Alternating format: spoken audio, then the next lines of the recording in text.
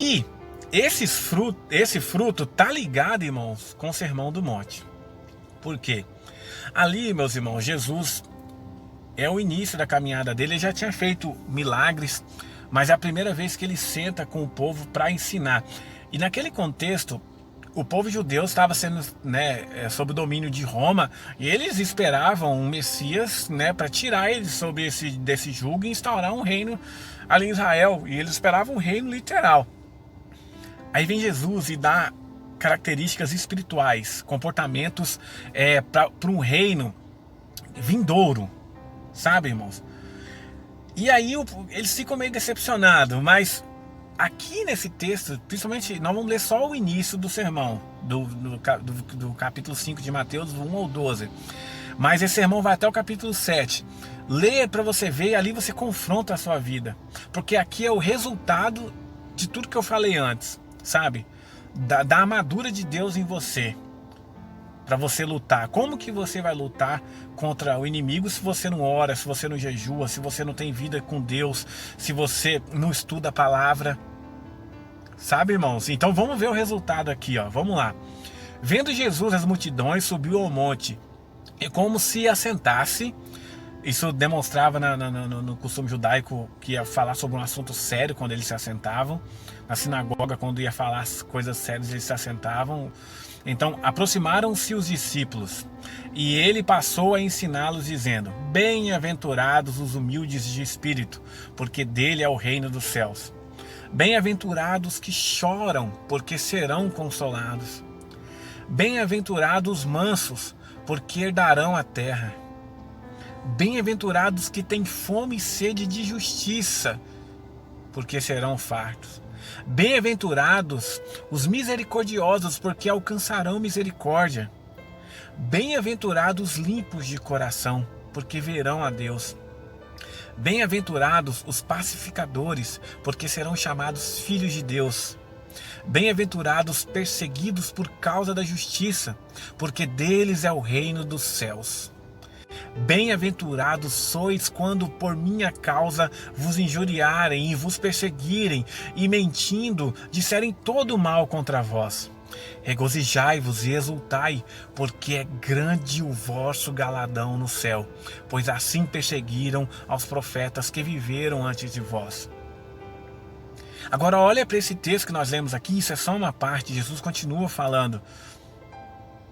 Você consegue identificar a sua vida com esse texto? Você está revestido da armadura de Deus?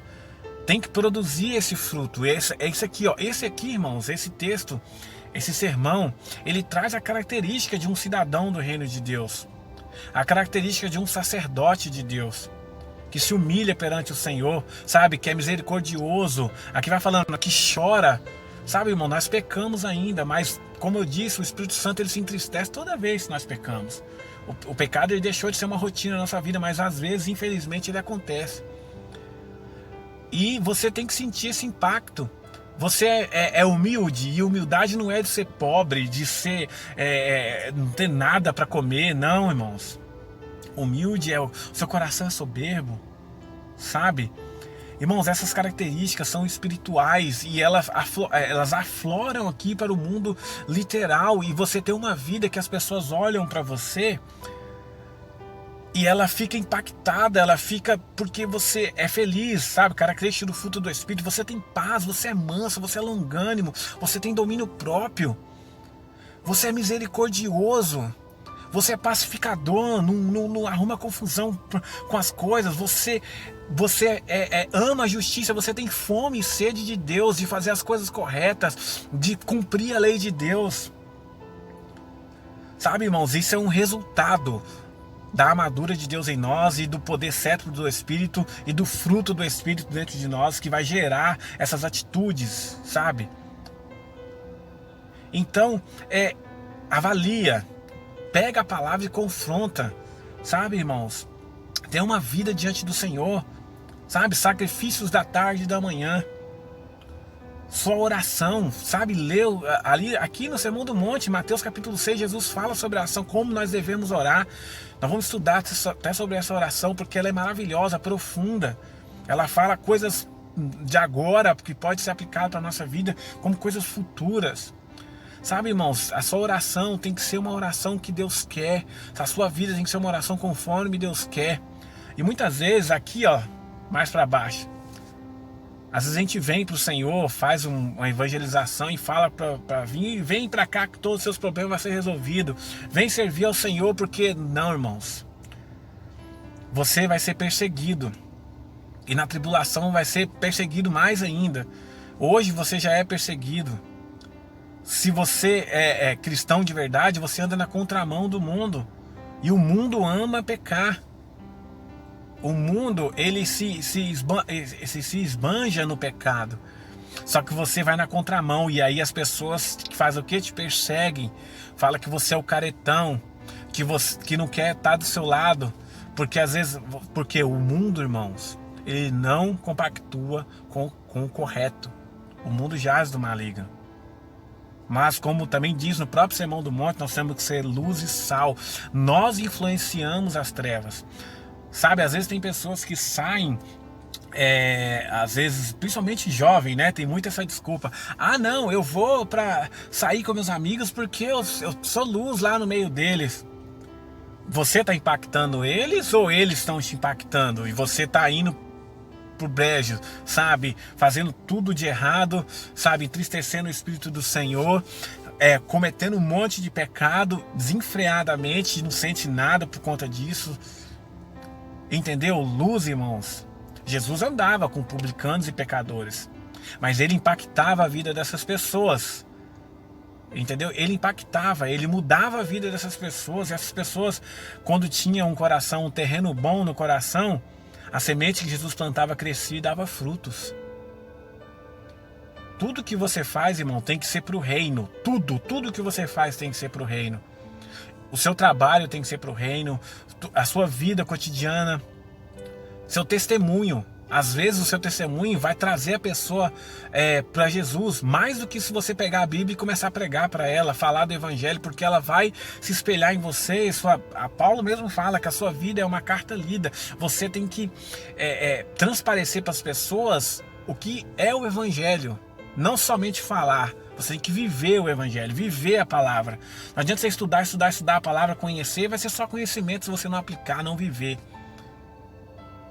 E aí, irmãos, em Coríntios, 2 Coríntios, capítulo 10, versículo 1 a 6, Paulo, ele mescla essas características do Espírito Santo, é uma coisa linda. Então vamos ler aqui, ó, 2 Coríntios 10, capítulo 1 ao 6. E eu mesmo, Paulo, vos rogo pela mansidão e benignidade de Cristo. Duas características do fruto do Espírito. Eu que, na verdade, quando presente entre vós, sou humilde. Bem-aventurados os humildes. Mas, quando ausente, ousado para convosco. Sim, eu vos rogo que não tenha de ser ousado quando presente, servindo-me pela firmeza com que penso devo tratar alguns que nos julgam como se andássemos em disposições de mundano proceder. Porque, embora andando na carne, não militamos segundo a carne. Porque a nossa guerra é contra as potestades nos ares, sobre os espíritos maus. Porque as armas da nossa milícia não são carnais, porque a armadura de Deus é espiritual, a armadura.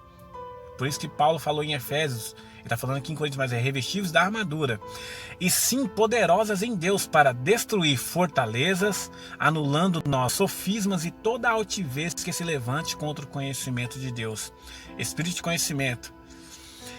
E levando cativo todo pensamento à obediência a Cristo, e estando prontos para punir toda desobediência, uma vez completa a vossa submissão. Ou seja, quando você está com o Espírito Santo revestido da armadura de Deus, você leva com você cativo, preso, colado em você, todo pensamento de obediência a Cristo. A lei de Deus está dentro de você, o Espírito Santo te fortalece, você, sabe, corre atrás para poder cumprir, para poder obedecer a Deus. e pronto para rebater, punir toda desobediência, porque você não compactua com ela, não compactua com o pecado. Sabe, irmãos? Então, o Espírito Santo, ele é de extrema importância. Ele é o elo. Lembra lá em João 14 que Jesus fala que o Pai está nele, ele no Pai. E ele e o Pai querem estar em nós, e agora eles estão em nós. Através de quem que isso acontece? Através do Espírito de Deus. O Espírito de Deus, ele é a liga, ele é que junta, sabe, o Pai e o Senhor Jesus e nós a Ele. Por isso que nós podemos ser contados como Cristo, no sentido de perfeição. Porque olha só, nós somos pecadores, não somos? Nós pecamos. Só que Deus nos vê sem pecado porque Cristo pagou a conta para nós. E como nós somos o corpo dele, o nosso pecado foi embora junto com a morte de Cristo. E quando ele ressuscitou cheio de poder e glória. Isso vai acontecer conosco. Nós vamos ressuscitar e ser como Jesus é, com o corpo glorificado. E nós vamos reinar junto com ele. Então, irmãos, o Espírito Santo traz essas referências para a nossa vida. Ele faz com que nós andamos conforme o Senhor Jesus quer, como Deus quer. Então, irmãos, sempre faça essa comparação da sua vida com a palavra. Agora nós vamos meditar aqui em Efésios 4, do 1 ao 16. Irmãos, leia a carta dos Efésios, ela tem sido profundo, sabe? Paulo fala coisas profundas na carta dos Efésios. Nós vamos estudar ela mais vezes. Leia, irmãos, porque é maravilhoso. Tem muito ensinamento nela, sabe, meus irmãos? Então vamos lá, olha só, plenitude do Espírito em nós, sabe, irmãos? Nós, quando tivermos com todo o Espírito Santo, com toda a plenitude dele em nossa vida. Vamos lá. Rogo-vos, pois, eu, o prisioneiro no Senhor, que andeis de modo digno da vocação a que fostes chamados, com toda a humildade e mansidão. Viu? Com longanimidade. 3. Humildade, mansidão e longanimidade. 3. Suportando-vos uns aos outros em amor. Fruto do Espírito, amor.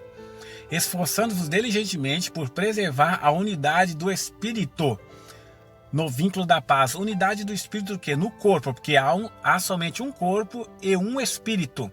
Um Espírito que tem um poder cétuplo. É o Espírito do Senhor com 7 poderes, com 7 manifestações. Como também fossem chamados numa só esperança da vossa vocação. Há um só Senhor, uma só fé, um só batismo, um só Deus e Pai de todos, o qual é sobre todos, age por meio de todos e está em todos. Aqui Paulo exalta a soberania de Deus sobre tudo. E a graça foi concedida a cada um de nós segundo a proporção do dom de Cristo, ou seja, através de Cristo que a graça chegou a nós. Sem ele não chegaria. Por isso, diz, quando ele subiu às alturas, levou cativo o cativeiro e concedeu dons aos homens. Isso é um estudo à parte. Levou cativo o cativeiro. Mas, ora, quer dizer que subiu, se não também havia descido às regiões inferiores da terra. Aquele que desceu é também o mesmo que subiu acima de todos os céus para encher todas as coisas. Ele mesmo concedeu uns para apóstolos, outros para profetas, outros para evangelistas e outros para pastores e mestres, com vista ao aperfeiçoamento dos santos, para o desempenho do seu serviço, para a edificação do corpo de Cristo, até que todos cheguemos à unidade da fé e do pleno conhecimento do Filho de Deus. Vou parar aqui, olha só, daqui a pouco a gente continua. Por que se alcançou, como que nós recebemos os dons de Deus, né? Que aqui no caso citou 5, se eu não me engano, né? Dom de mestre, pastores, profetas, uns para apóstolos, evangelistas. Irmãos, se Jesus não tivesse morrido, é o que ele está falando aqui, e tivesse descido lá no Hades e tivesse tomado a chave da morte e do inferno e levado com ele, e aí ele ter sido glorificado, porque ele não pôde ficar preso lá, porque ele não tinha pecado, então a morte não tinha como segurar ele, então ele venceu a morte porque ele não tinha pecado. Então, através desse ato, ele concedeu os dons aos homens. Para quê? E qual é o propósito desses dons? Ganhar dinheiro com ele? Não. Se beneficiar o próprio bel prazer? Não. É para que se edifique o corpo de Cristo. É aperfeiçoamento dos santos, até que todos cheguemos à unidade da fé e do pleno conhecimento do Filho de Deus. Aí eu vou continuar. A perfeita varonidade, a medida e da estatura da plenitude de Cristo. Quando nós estivermos com a plenitude do Espírito em nós, nós chegamos à plenitude de Cristo. Porque o mesmo Espírito cétuplo que habita em Cristo tem que habitar em nós. E o auge disso, ele vai se completar literalmente quando nós tivermos um corpo transformado. Aí nós seremos um com Cristo literalmente. Para que não mais sejamos como meninos, agitados de um lado para o outro e levados ao redor por todo o vento de doutrina, pela artimanha dos homens e pela astúcia dos que induzem ao erro. Quando você tem a armadura de Deus, irmãos, isso te blinda. Você se defende de todo dado inflamado do diabo. E isso inclui doutrinas erradas, todo tipo de doutrinas. Porque infelizmente muitas dessas pessoas que falam doutrinas erradas, induzem ao erro, às vezes o próprio inimigo usando para enganar, porque ele é expert em seduzir, sabe? Então você, com a armadura de Deus, você está blindado, você está revestido de todo o poder e não é levado, sabe, para qualquer tipo de vento de doutrina. Você é consistente, você sabe a quem você está servindo, você sabe como Deus quer que você proceda, você conhece a palavra dele, você conhece as regras, você sabe como é ser um cidadão do reino de Deus. Então vamos continuar. Mas seguindo a verdade em amor, cresçamos em tudo naquele que é o cabeça, Cristo, de quem todo o corpo bem ajustado e consolidado pelo auxílio de toda a junta, segundo a justa cooperação de cada parte, efetua o seu próprio aumento para a edificação de si mesmo em amor. Ou seja, o que ele está falando? É como um corpo de uma criança. O bebê nasce lá pequenininho, né? Na barriga da mãe, ele é uma bolinha pequenininha. Depois ele vai crescendo, crescendo, crescendo. Depois, quando ele sai da mãe, está com 35, 40 centímetros. Depois cresce, com 15, 18 anos, está um homem ou uma mulher, pronto, grande, de 1,60 m, 1,80 m, 2 metros de altura. O próprio corpo do ser humano cresce automaticamente. É essa lógica que Paulo está usando aqui. Que todo o corpo de Cristo é uma liga, sabe? E essa liga é o que é? O Espírito Santo. Ou seja, o Espírito Santo, ele ajuda o corpo a crescer. O Espírito Santo nos induz a pregar o Evangelho, a edificar um ao outro, a trazer novas pedras vivas para a edificação do templo de Deus, sabe? Então essa é a obra total do Espírito Santo, irmãos. Total, em nossa vida. E para que nós sejamos revestidos da armadura de Deus, temos que ter todo esse contexto em nós. Então, irmãos, a partir de hoje, reflita sobre isso. Quando você lê sobre a armadura de Deus, pense em todo esse contexto do Espírito Santo na sua vida. E na transformação que você tem que viver, no processo de santificação que você tem que viver. Porque sem santificação ninguém vai ver a Deus. Então confronte a sua vida com a palavra. Deixe o Espírito Santo trabalhar em você. O caminho é apertado mesmo. Jesus já falou que o caminho seria estreito. Você vai ter que negar a sua carne. Você vai ter que vencer o pecado. Você vai ter que orar, você vai ter que jejuar. No início isso tudo vai ser difícil, mas você vai ter forças conforme for passando o tempo. Comece com pouco tempo, depois você vai aumentando. Estuda a palavra, mas estude mesmo, não leia só por ler, como se estivesse lendo qualquer livro. Estude a palavra, liga os pontos, tente entender o que você não entende. Busque ajuda no corpo de Cristo, nos irmãos, se você não está entendendo, irmãos que possam te ajudar de verdade, sabe? Mas ande no Espírito, revista-se da armadura de Deus. É isso que Paulo quis que você entendesse, irmãos. Um dos pontos é esse. A carta aos Efésios é maravilhosa. Mas esse ponto da armadura, irmãos, eu tive esse entendimento e Deus falou muito comigo. Então, ajuste sua vida à palavra de Deus. Porque Deus vai buscar um povo de coração limpo, de vestes brancas, que tenha que seja digno de ser reis e sacerdote junto com ele, quando ele voltar. Tá bom, meus irmãos? Que essa palavra fique no coração de vocês. Se você não se inscreveu no canal, se inscreva, curta o vídeo, compartilhe com seus amigos. Se você está gostando, está edificando a sua vida, ajude outras pessoas também a serem edificadas. Compartilhe no WhatsApp, no seu Facebook, Instagram, sabe? Ajude a palavra de Deus a alcançar os confins da terra. Ok, meus irmãos? Fiquem na paz do nosso Senhor Jesus Cristo.